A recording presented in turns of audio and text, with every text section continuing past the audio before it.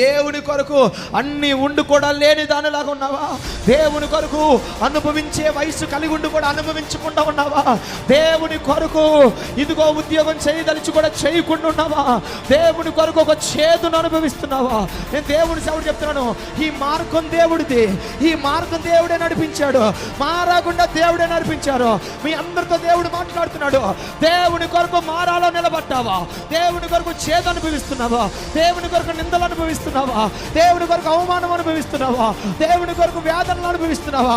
దేవుని కొరకు ఏమనుభవిస్తున్నావు? ప్రభు నీతో చెప్తున్నాడు, నువ్వు దేవుని కొరకు అనుభవిస్తున్న మారాకు ప్రతిగా నా దేవుడు ఒక మధురమైన చెట్టును చూపించబోతున్నాడు. ఆ చెట్టు నీ జీవితాన్ని మధురం చేయబోతుంది. ఆ చెట్టు నీ నీళ్లను మధురం చేయబోతుంది. ఆ చెట్టు మీ పరిచర్యను మధురం చేయబోతుంది. ఏంటి పాస్టర్ గారు ఆ చెట్టు అంటే? నీ మారాన్ని మధురంగా మార్చే చెట్టు, నీ చేదుని తీపిగా మార్చే చెట్టు, సనుగుకునే పరిస్థితిని ఆపి